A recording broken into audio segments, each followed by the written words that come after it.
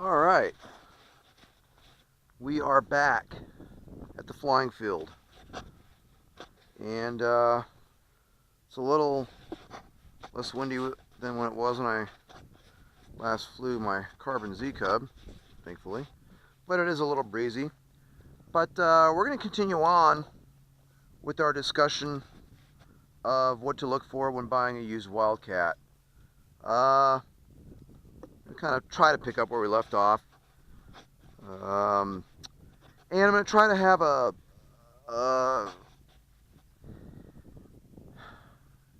naturally progressing flow to the videos so that they form a coherent thought process. So we're going to look at what to look for on your Wildcat. We're going to cover hand launching techniques for success, landing techniques, basic flying. We're going to look at some very simple mods. That'll be a separate video. And then we're going to look at where to look for a used Wildcat.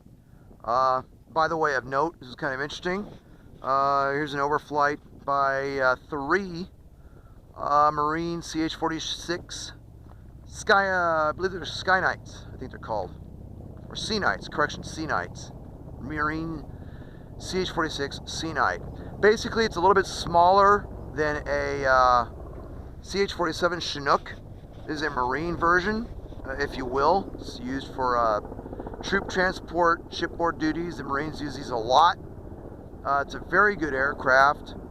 And also shows you that Fort Irwin here, the National Training Center, is a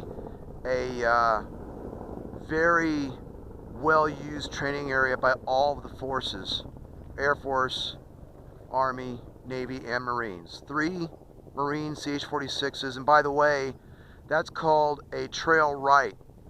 That's a heavy trail right, meaning the last aircraft is on the right side of the formation. Lead and last aircraft are on the right side. That's called a trail right. All right, little air assault helicopter tactics for you there. Okay, back to the Wildcat. So we're going to kind of pick up where we left off, and again, I don't want to get too much into the mods because I only modded very little of this aircraft. But again, as a recap, you're going to look for to ensure that your wings are sitting in the saddle very good. As I had indicated in the earlier video, the right wing the right wing is a little bit on the loose side. You can actually see it moving around there. You can see it moving in the saddle.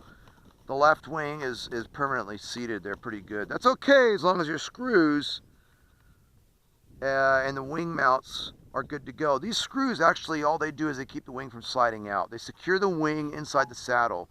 They really don't give any up and down strength. That is provided by the spar. Okay. You're going to look, make sure your cowling is in good shape. You're going to make sure that the motor spins relatively freely and without any noise. As you flip the aircraft over, you'll notice that it has a nice skid plate. There will be some chunks taken out normally around the front. That's okay. That's just a natural result of landing in the grass or what have you. And remember, this is a used Wildcat that I purchased off of the RCG classifieds. Okay, we talked about the clevises, and I want to specify and make sure that I'm using the proper terminology for you younger Wildcatters or newer RC pilots that are looking at this model. I want you to make sure that the clevis is okay, plus this is called the control horn. This is actually the aileron control horn, okay, of which there are 2 of them. You'll notice I have mine set up in the outer holes, but hey, we're going to get into that in another video. Make sure the control horns are fixed properly as well and they're not broken. When we get to the elevator control horn, you'll see where the crack was. When I bought this model and I got it initially in the mail, it was cracked. I looked at it like, whoa. So I used a little bit of foam safe CA in there, which is non-expansive. Gorilla Glue will give you a little bit of expansion, so if you're using Gorilla Glue, you'll have to find some sort of way of securing this down to prevent the expansion. I use foam safe CA. It's held fine over several months. I've been flying it. Again, you'll check the clevis, make sure the clevis is good, make sure it has a silicone securing ring. These are silicone rubber securing ring on all of your clevises where they affix to the control horns. And again, check the rudder. The rudders occasionally get a little loose down here at the bottom. Let me find a good place for you. Right here at the bottom, they may get a little loose, and that's fine. They may even be a little bit offset. That's fine. The biggest things to look for, I've noticed, on your used Wildcat, and Wildcats seem to be prone to this. I don't know why. I wish I had an answer for you. But the aileron control surfaces, and indeed the entire trailing edge of the wings generally, to include the empennage, but particularly the horizontal stabilizers, have a tendency to get warped from time to time. In other words, you'll find a Wildcat brand new in a box, and you'll go, wow, that's a sharp looking model. But then you'll get it out of the box, and you'll look closely at it. Look closely at the trailing edges. Look closely at your trailing edges, okay? They may be warped. They may have a slight bow to them. I've had, my original Wildcat was like that. It had a bow on the left aileron, pretty good. In fact, the entire left wing had a pretty good dip to it. My elevator, my horizontal stabs, and yeah, technically it was the elevators, but they were warped. I was like, doggone it. So I just flew the model that way. Anyways, what I did was I just sort of grabbed it, kind of bent it in such a way where I was like, okay, it was level. This model is odd. It's funny. This model's been weathered by the previous owner, and I made it Fox 8 myself though. But I got another half of the Fox 3, and I cut it in half, and I flipped it over and turned it into an 8. So I used an original PZ Wildcat backup decal sheet and made it Fox 8. Anyways, this model right here, the control surfaces were, and indeed the wings are pretty straight. I was very fortunate in that. No warpage on this model at all. No warpage. You might want to look at the trailing edges and assure that they're not warped. A lot of times, if you're buying a used Wildcat, these parts right here may have been broken off and glued back on. A lot of folks belly landing have a tendency to break these for whatever reason. I don't know why, but they can break if I guess when you're landing, if you catch a wingtip. So as Just Wing It likes to be rather direct and blunt sometimes, don't catch a wingtip while you're landing. There's a simple fix to it. Oh, quit being that way. No, I won't. Land the model properly on the skid plate, or learn to land the model properly, and, well, you're going to do two things. You're not going to break so many cowls, and you're not going to break your wingtips. I don't know how else to say it. So there we are. Servos. These are the original SV80 PKZ part number 1080 servos. Apparently, these have never been replaced. Or if they have, they're replaced with factory servos. So that's cool. Look to see if your servos have been replaced. The ones in the wings can be replaced fairly easily. They lay flat in the wing, and there's a piece of tape. There's a piece of grayish tape that covers that.